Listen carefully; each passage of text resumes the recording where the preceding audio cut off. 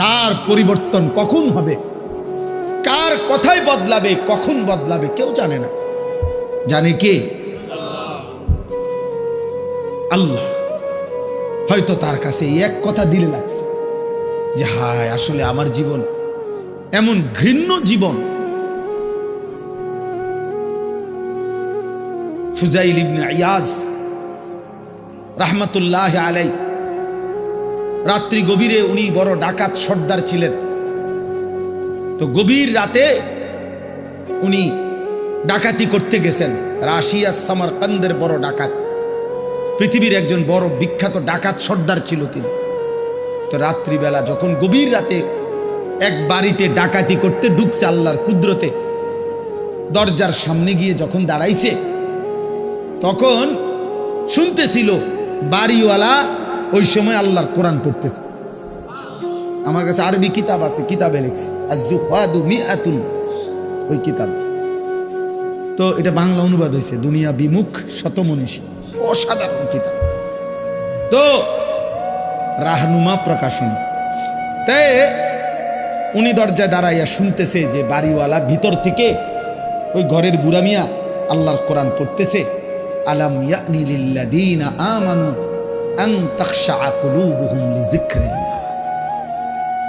আল্লাহ বলছেন আমার মুমিন বান্দা, আমি আল্লাহর শরণ, আমার বন্দিগি, আমার জিকির, আমার ইবাদতের জন্য তোমার মনটা নরম হওয়ার, অন্তরটা নরম হওয়ার সময় আজও কি হয়নি?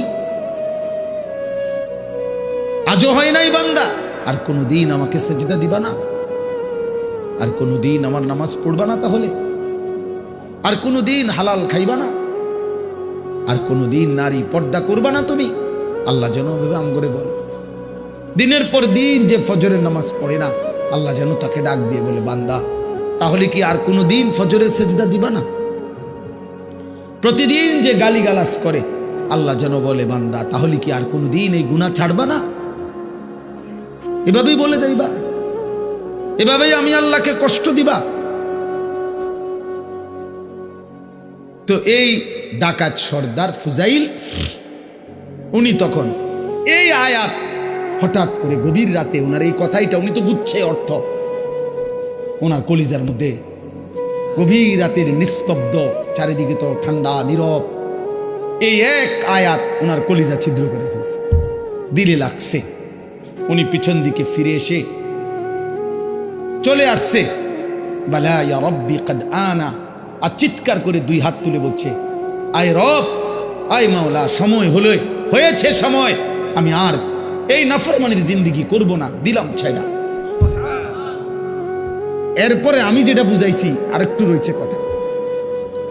এই ডাকাত সর্দার তিনি এত দুর্ধর্ষ ডাকাত ছিলেন যে ওই জামানায় আপনার যেই কোনো মানুষ, পথিক, মুসাফির, এমনকি বাচ্চা পর্যন্ত ওই অঞ্চলের ওনার নাম শুনলে ভয় পাইত।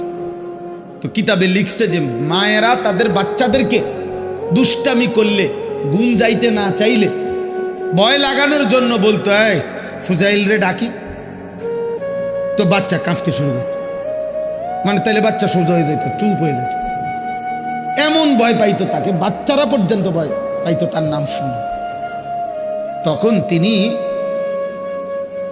চিন্তা করছে ওই ঠিক ওই সময় রাত্রে উনি পিছনের দিকে আইসা কোথায় যাবে এই মুহূর্তে, তো আল্লাহর কাছে এক ফোঁটা চোখের পানি ফেলতে ওনার মন চাইছে, তওবা করবে, মাফ চাইবে, আজকেই গুনাহ ছেড়ে দিবে। ছেড়ে তো দিলই, ডাকাতি করে না। তো লিখছে যে পার্শ্ববর্তী একটা খালি ঘর একটু দূরে, এমনি সারা বাড়ি আর কি, এটার মধ্যে মানুষ থাকার কথা না, এইখানে উনি একাকী মনে করে নিয়ত করছে যে এখানে ঢুকে আমি একটু নীরবে চোখের পানি ফেলে আল্লাহর কাছে এই রাতেই তওবা করুন। তো উনি ঢুকছে ওই ঘরে, ঢুইকা দেখে ওইখানে কিছু লোক, যারা তৎকালীন জামানায় মানুষ এক জায়গার থেকে আরেক জায়গায় সফর করার সময় রাত হয়ে যাওয়ার কারণে এইখানে আশ্রয় নিছে কিছু লোক আর কি, ওরা ওইখানে শুয়ে রয়েছে, মুসাফির, পথিক মুসাফির। তো এই মুসাফির যেগুলো শুয়ে রয়েছে, ওরা গভীর রাত, কিন্তু কারো চোখে ঘুম নাই, শুয়ে আছে ঠিক চোখ খোলা। তো তখন উনি ঢুকেই শুনতেছে, ওরা বলতেছে এই সাবধান, ঘুমায়ও না কেউ, ফুজাইল যদি টের পায় তাইলে কিন্তু সব লুণ্ঠন করে ফেলবে, সব ছিন্ন ভিন্ন করে ফেলবে, সব কিছু ছিনিয়ে নেবে, কাজে কেউ ঘুমায়ও না, সতর্ক, কোনোভাবেই রাতটা পার করে এখান থেকে পার হইতে হবে। ফুজাইল কিন্তু যদি টের পায়, এই কথা উনি শুনছে, এর দাঁড়ায় দাঁড়ায় উনি তো সেই ফুজাইল। এই তখন কিতাবে লিখছে উনি এইবার এমন কান্দা কানছে, কাইদা বলছে মাওলা আমি বুঝি এমন নিকৃষ্ট হইলাম যে বাচ্চা পর্যন্ত আমারে ভয় পায়, এমনকি পথিক মুসাফির ভিন দেশি পর্যন্ত আমার নামে কাঁপে, আমি কি পরিমাণ মানুষের কষ্ট দিলাম। তখন উনি নিয়ত করে বলছে আল্লাহ আমি আর এই জমিনেই থাকবো না, এই মাটিতেই আমি এই দেশেই আর থাকবো না। তখন উনি তওবা করে সরাসরি হিজরত করে আল্লাহর ঘর মক্কায় চলে আসছে, আর বাকি হায়াত কাবার পাশেই উনি জীবন কাটাইছে। এরপরে উনি হইছেন সাইয়্যিদুল আউলিয়া, আউলিয়াদের সর্দার।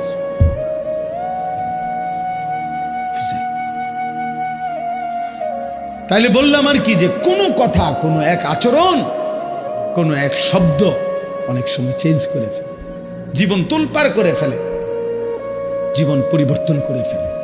আল্লাহ তোমাদেরকেও বদলে দিক। তোমরা যারা কিশোর ছেলে, নওজোয়ান ছেলে, দোস্ত তোমার জীবনের কদর করা উচিত। তোমার কথা কেউ মনে করবে না, তুমি নষ্ট হয়ে গেলে ধীরে ধীরে তোমার জীবন, তোমার চরিত্র, তোমার আখলাক, তোমার লজ্জাস্থান, তোমার শরীর, তোমার কোমর, তোমার যৌবন তুমি শেষ করে দিলে খোদার কসম কেউ মনে করবে। এই যে মেয়েরা ঘুরছে তোমার সামনে সামনে, যে নর্তকীরা তোমারে দেখাইছে শরীর, যে অসভ্য মোবাইলের বেহায়া নারী তোমারে শরীর দেখাইছে, তোমার জীবন শেষ করে দিছে, ওই হাইওয়ান নারী জীবনেও কোনোদিন তোমার খবর নেবে। আল্লাহ তাআলা বলতেছেন যে আমি তোমরা যাদেরকে অর্থবিত্ত, সহায় সম্পদ, টাকা পয়সা, ধন দৌলত দুনিয়াতে দিয়ে যাচ্ছি, তোমরা এটা ভেবো না। আল্লাহ বলে নাফরমান মনে মনে ভাবতেছে আল্লাহ তাও আমার উপরে রাজি, বলে আমার এটি দেখা, আমার এদিকে কি সুন্দরে ভাত তরকারি খাওয়া, এত চুরি করি, আমার দিকে কোনো অসুবিধা হয় না, বুঝলেন না কথা?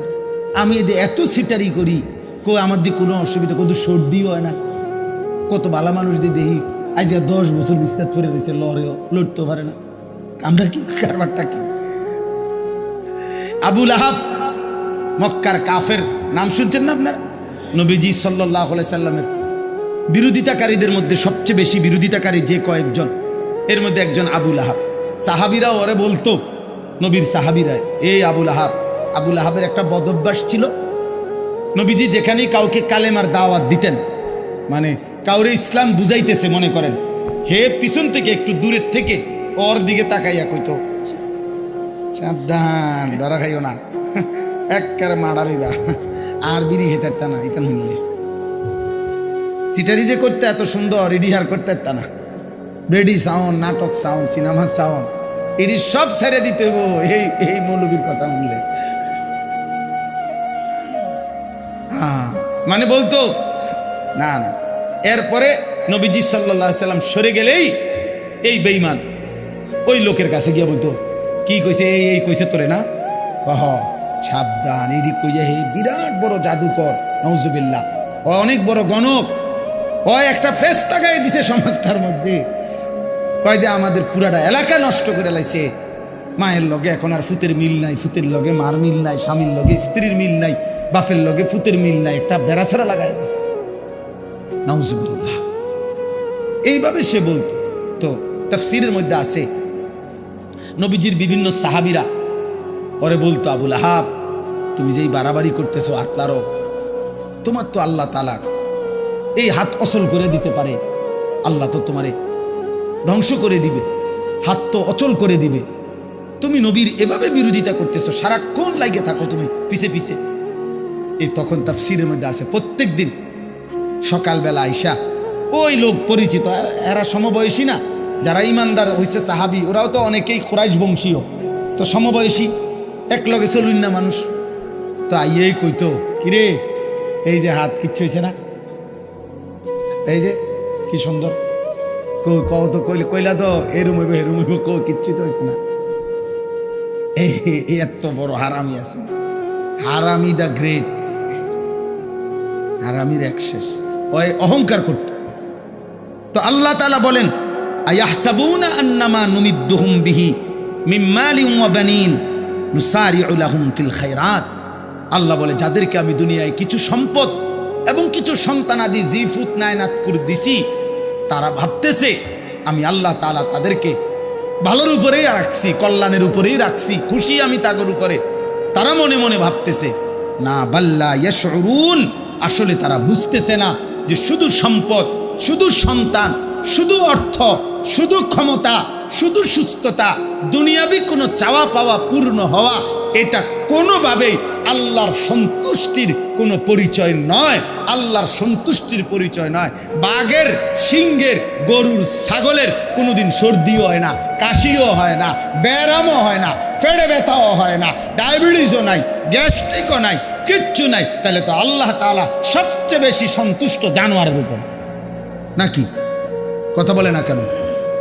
তাহলে এইটা নেই, পেটে অসুখ, মাথা ব্যথা নাই, ভাত খাইতে আসি, ঘুম যাইতে আসি, এটাই যদি প্রমাণ করে আল্লাহ সন্তুষ্টি, তাহলে তো জন্তু জানোয়ারের এগুলো আরো বেশি পূরণ হচ্ছে।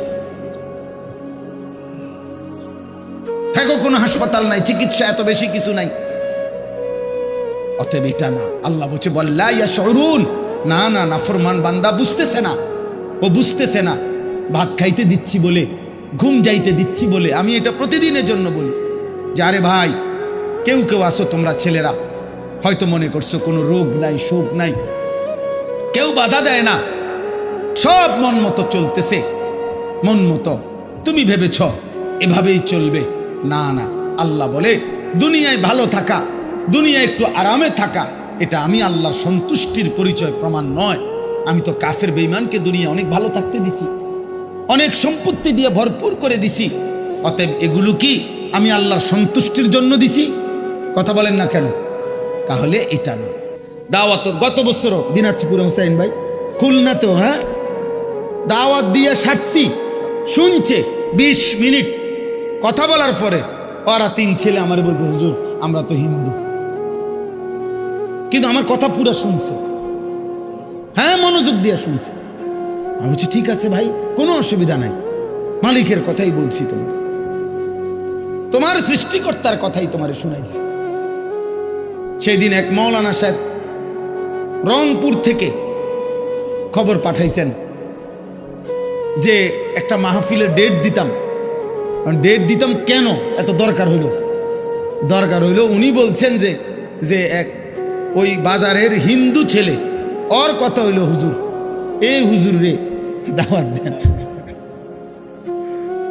আলহামদুলিল্লাহ,